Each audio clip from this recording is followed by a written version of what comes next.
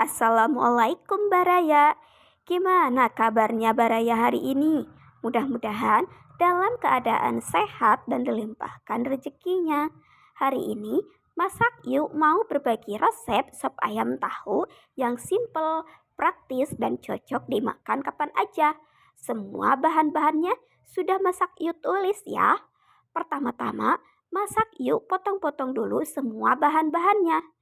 Bahannya cuman ada yang tersisa di kulkas dan cukup untuk 1 kali makan 2 orang dewasa.